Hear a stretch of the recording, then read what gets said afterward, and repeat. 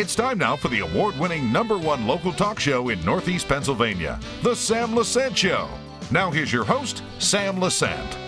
Thanks for joining us, folks. I'm Sam Lesante. Remember, you can watch us on our HD channel in the greater Hazelton area on channel 513. Of course, Comcast 190 in the Pottsville area and channel 92 in the Wilkes-Barre area, and now 190 in the Lackawanna area. So for all the new viewers, we welcome you to the Sam Lesante Show. My guest today, folks, who comes on the show periodically is Congressman Lou Barletta from the 11th Congressional District. A lot of things happening. We like to keep you appraised of what's going on.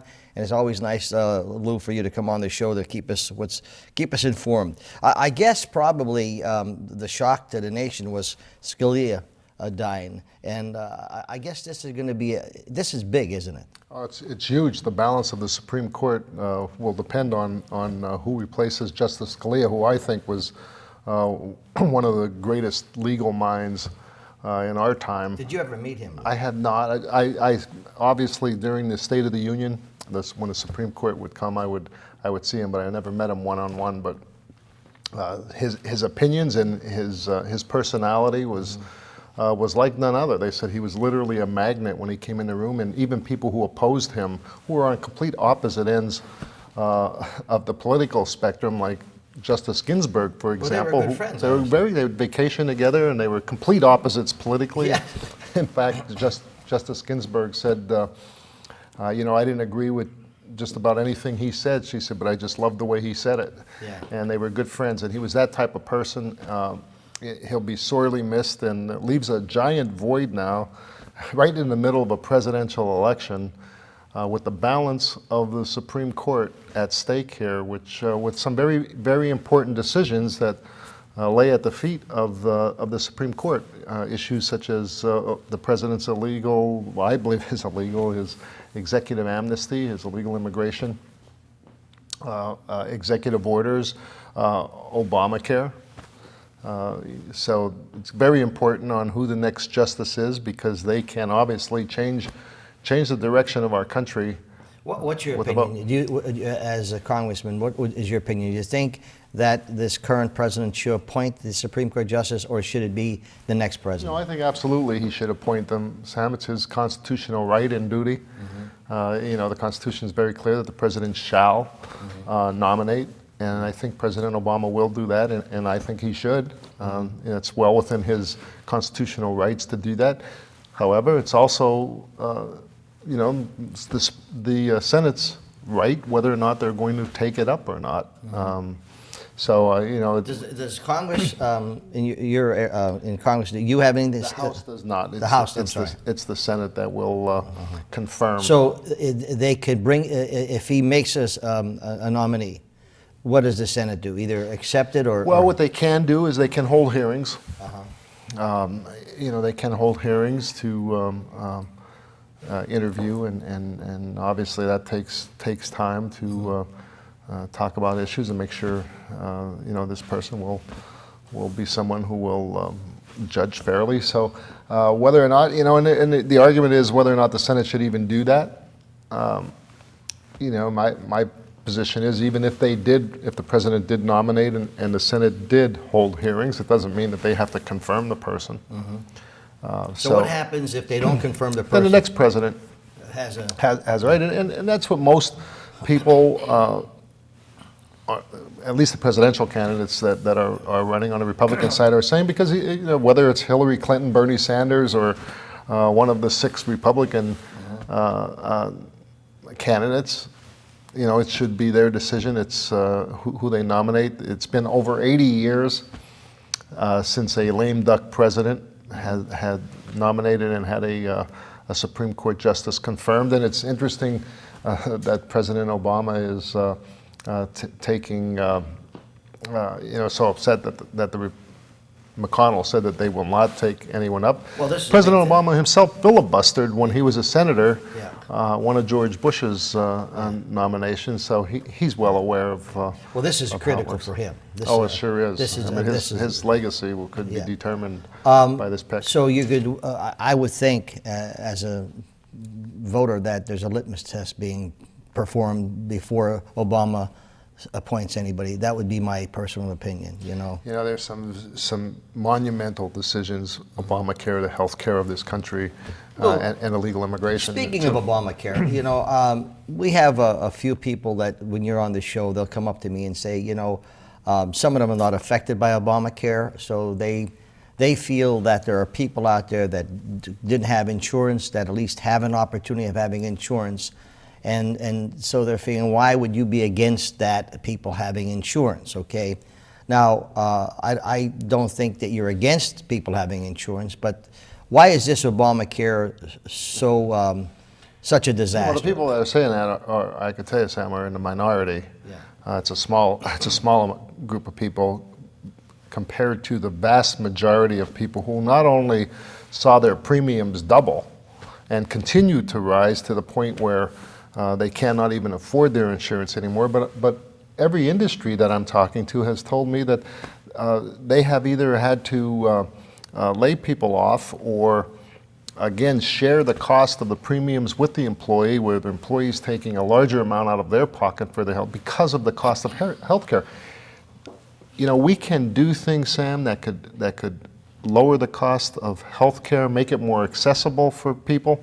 When I was in business, I wanted to provide health care to my employees for the simple reason is I wanted to keep my good employees. And one of the ways businesses will do that will be through benefits. Exactly. The problem is that it's not affordable anymore, and businesses, the very thing that the Affordable Care Act was supposed to do is actually doing the opposite, where more people are now being pushed out. And whether or not that was the intent, the end game of this plan was to have a single payer where nobody can provide health care other than the government. That could have been, but that's the direction we're going if we don't correct it.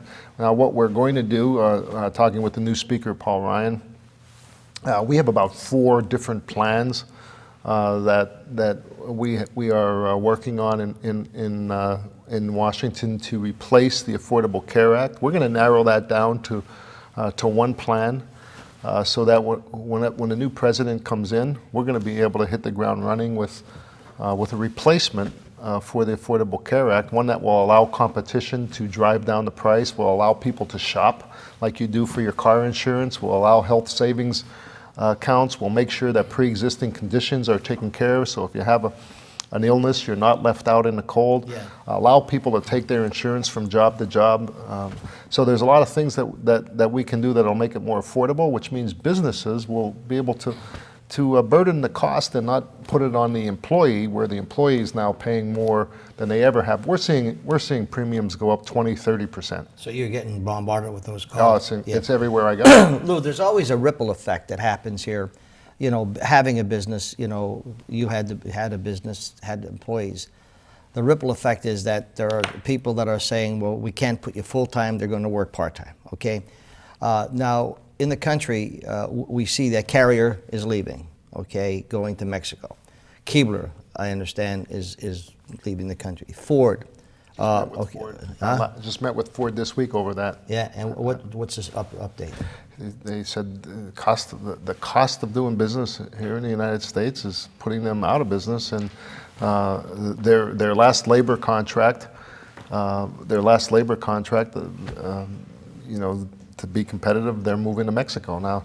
Obviously, we're not happy to hear that. I mean, that's a real problem. But Sam, this gets down to the root of our differences with this administration, who has been anti-business, punishing capitalism, punishing success. You know, whether it's through the tax rates or the regulations that we're putting on businesses. He said he was going to put the coal business out of business, and he came pretty close to. He's come pretty close to doing that. You cannot be anti-business. It's like saying you like eggs, but you want to kill the chicken. Well, you can't get the eggs without the chicken. But the thing that I can't understand is the same thing I mentioned when Dan Muser was here about our current governor, is who are they surrounding themselves with, okay? I mean, it's obvious when you attack business and you're going to attack capitalism, which is the thing that creates jobs and creates more taxes. Who does he have surround? I mean, we have U.S. senators who are Democrats, okay?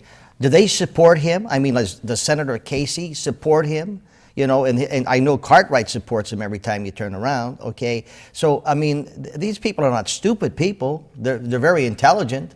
I don't understand this. Well, Sammy, again, you cannot, you cannot, you know, business people who, you know, first of all, there are very few, if any, startup businesses in America right now. Yes.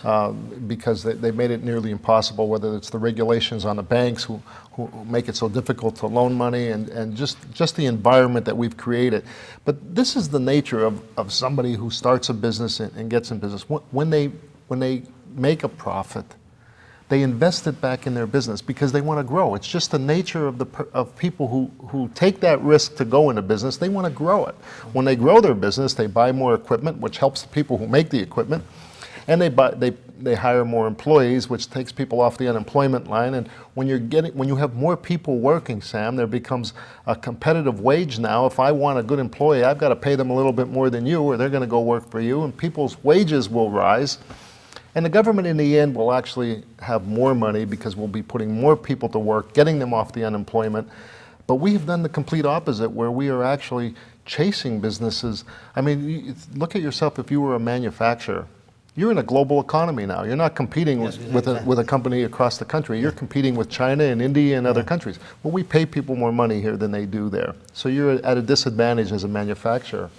We value clean air and clean water more here in America than they do anywhere else in the world. Forget it in China. So we have more regulations that cost manufacturing more money. We have the highest tax rates in the world.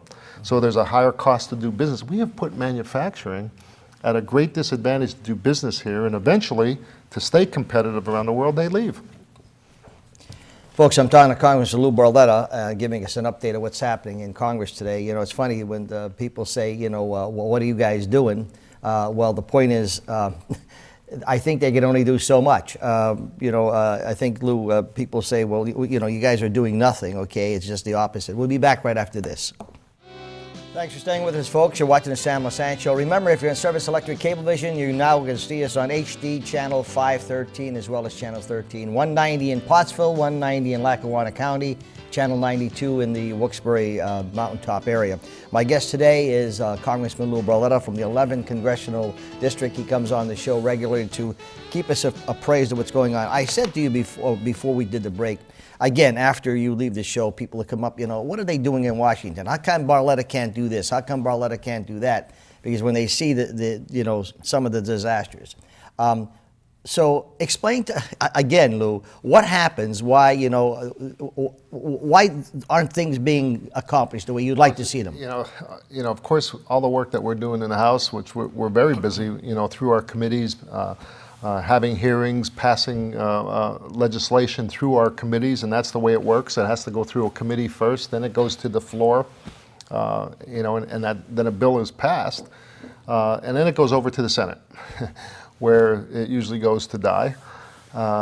You know, the Senate, many times the Republicans there, they don't have enough votes. Although they have the majority, they don't have enough votes because of the Senate rules. They'll need 60 votes to pass a piece of legislation. So if they don't get enough Democrats to vote with them, the legislation doesn't go anywhere. And many times, if it does, Sam, it'll go to the president and he'll veto it, and then we don't have enough votes to override. Where does accountability, you know, here again, where does accountability come into this? Okay, and I'm not picking on Senator Casey by no means, but he is our senator in the state of Pennsylvania. Okay, where is the accountability where they have to answer to the public? Okay, when you go in with and first of all, do you get the press saying this is what we presented to the Senate? Okay, right. And then you find out people go Google this, they'll find out where Cartwright and Casey continued to vote with the president. Okay, even though there are things that I feel are good for the public. Where is the accountability here? Well, you know, I think you're seeing it in this presidential election, where the American people are saying we're fed up, and that's why, you know, I think Donald Trump is doing so well. That's why Bernie Sanders is doing so well on the Democrat side. I mean, who would think that a socialist, you know, would be challenging Hillary Clinton the way that Bernie Sanders is? But I think the silent majority in America, you know, the working man and blue collar, working man and working woman who are, you know, out there just trying to make it for their families are fed up. They're fed up with the gridlock, fed up that nothing is getting done. Obviously, the policies. I mean, this president's been there for 7 years. Obviously, the policies are not working on the economy. Because we're seeing it where people are losing their jobs, or they're not making more money, and we're watching companies leave America. We've got to change that, and I think the economy can come roaring back again.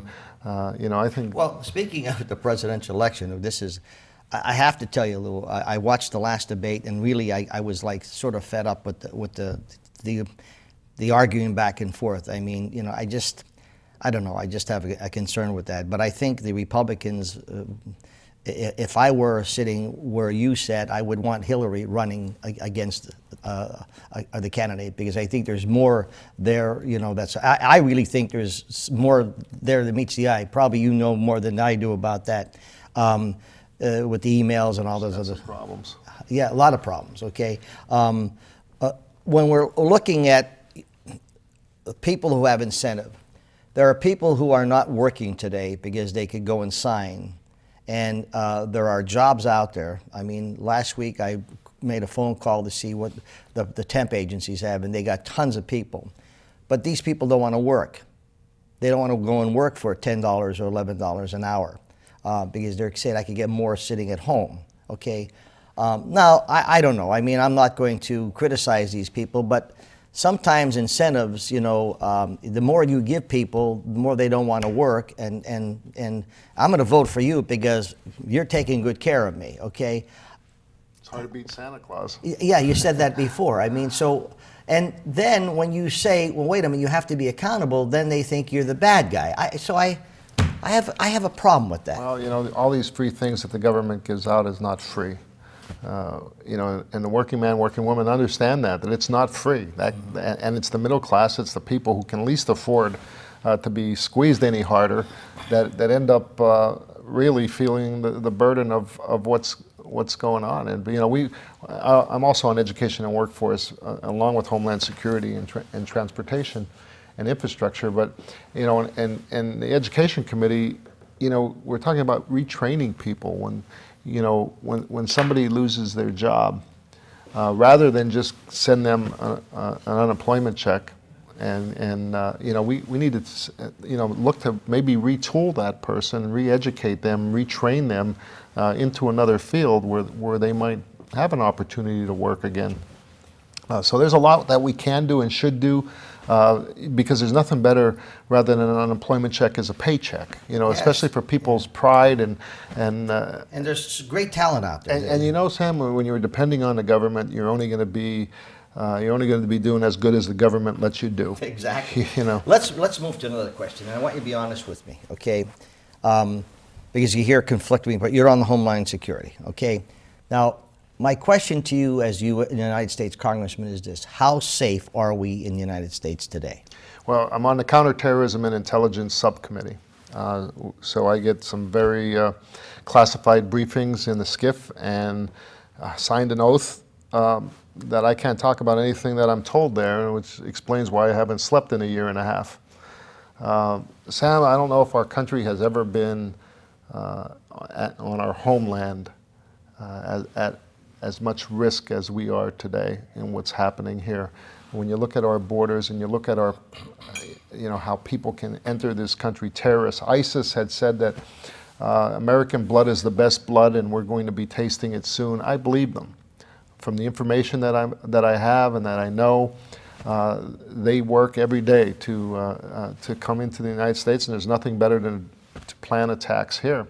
And it doesn't have to be people from overseas. They're radicalizing Americans right now. James Comey, the great director for the FBI, and we're seeing it just right now with Apple and the FBI. He said the problem we're having now is that we're doing a great job in stopping a lot of these attacks before they happen, things that people don't even know that we've prevented. Problem is now they've gone dark through encryption of the internet. we're no longer able to follow people like we could and should be. And he said there's a black internet going on right now because of encryption. What do we do to? Well, he said the problem is, Sam, is that we don't know what we don't know, and that's the problem. Is we just don't know what we don't know. The FBI right now in the San Bernardino attack, it's a government phone, but through the security of encryption. The FBI has asked Apple to allow them to have that information. Apple's fighting it, saying that for Privacy Act. But Sam, it's about protecting the American people. We are at war with people who are right here on our homeland. When we were small, we used to worry about Russia, sending missiles over here. You got to worry when you're going to just to a grocery store or to your kids' dance recital or Christmas party. And our small cities are not immune, by no means. I think they're at greater risk. Yeah. And I've been saying this on the Homeland Security Committee because the federal government keeps saying that we're working well with municipalities, and I disagree with them. I think they are with New York and Chicago and LA and Philadelphia, but what about the small communities? And I think the next real threat is a cyber attack, Sam, and it's going to be something like we have never experienced. If they can take down the power grid, can you imagine a region of the United States going totally black, people in high rises? We experienced that once. And who's going to be the first responders? It's the local municipality in that first moment when people panic. And how ready are we? How is the federal government working? How ready are we? We're not. In fact, I've been going around the country. I'm going to be going out to Nevada to talk to people there because I'm going to bring this back to the committee that I do not believe we are prepared for what will be the next, I think could be the next worst attack we have, and that would be a cyber attack. Folks, I'm talking to Congressman Lou Barletta from the 11th Congressional District. We have a lot more when we come back after this break. Welcome back to the Sam Lesante Show. Remember, 24/7, you're to watch all of our shows, ssptv.com. My email, sam@ssptv.com. My guest today, Congressman Lou Barletta from the 11th Congressional District. Okay, so Lou, we've got about 3-4 minutes left. Let me ask you this. Give me some, I know he's attacking coal, and that's critical in the areas that people are watching us right now. I know you've been fighting on that. Give me a synopsis. Well, what the president did through EPA, they set standards that are impossible for the coal industry to meet, air quality standards that basically they knew would put coal out of business. There was objection. It had gone to the Supreme Court, and this is why it's so important who the next justice is on the Supreme Court. The Supreme Court said hold it because of the impact this would have on America. We're putting a pause. It was a slight victory for us, though. It was a slight victory. It was a big victory for the coal industry because they would have been done, Sam. They would have been and finished. what people don't understand is that the coal industry today is so environmentally friendly, as we had on many shows, as you know, with the Atlantic Carbon right now in our northeastern Pennsylvania, in the Gilberton coal, etc. It's right for coal because of the carbon content, especially here at home, which could create great jobs, and we could actually attract manufacturing here because of it. Talking to the because we're playing this in Lackawanna County as well, and that's not your district, but the point is, talking to the general public, what do you have to say in terms of what can we do as citizens? Well, go to the ballot box. That's the best thing you can do. It's very important on who you elect to represent you. So you can't forget about it and then think that things are going to be all right. If you don't like the person that's representing you and you don't like the direction the country's going, you have an opportunity through the great country we have to voice have your voice be heard by electing people. Stay in contact with your elected officials, write them, call them, go to see them, and make sure they know how you feel. Have you ever met Donald Trump? I have. I've met him in Washington. He's doing a project in Washington, and he was nothing like I'm seeing him on TV, with a totally different personality in person than what I'm seeing on TV. I think a lot of it is geared to the election and capturing the media and his political strategy. But I didn't see that same character when I had a one-on-one conversation with him. Well, it's going to be two major things happening this year: presidential election plus Supreme Court nominee, which I don't think we'll have any until the new president comes in there. The Marines that were killed, that was sad. I mean, that was a sad. There's one from our district, actually. Is that right? And yeah, I'll be going to a memorial service on Saturday. The ones in Hawaii. It's tragic, you know, the men and women that put their lives on the line for our freedoms every single day, Sam. They're heroes every day that we take for granted sometimes as we go about our life. But yeah, I read O'Reilly's Killing Patton, and let me tell you something. When I read that book, and I see what the World War II veterans and the people what they've gone through in any war, Vietnam, Korean War, I could imagine what a veteran thinks when they see someone desecrating the flag. I mean, I could see the tears coming from these veterans that, you know, what they had to do to protect us. So these people, these animals that are doing that, to give them the right to do that. Well, you're right, and I'm going to tell you what else is a shame, that we have so many homeless vets sleeping on the sidewalks of America, sleeping under bridges. We have so many vets waiting in line to be seen at the VA medical center. You know, this is what the real shame is, and I'm telling you, Sam, we need to redo this. We need to look at this over again. I think veterans should have the right to be able to go into any hospital. If you're in Cleveland, you should be able to go into the Cleveland Clinic. I couldn't agree with you more. One of the perks we should tell any young man or young woman is that if you go and serve your country, you will have the best health care that anybody else has. I couldn't agree with more. Well, Lou, it's always nice to see you on the show. I realize how busy you are because Tim Murtaugh sends these news releases out every day. I mean, you're really busy, and I know it's nice for you to come on the show. Lou Barletta, folks, Congressman Lou Barletta, the 11th Congressional District. Go to his website, Google him, and you'll see what's going on. We'll see you next time.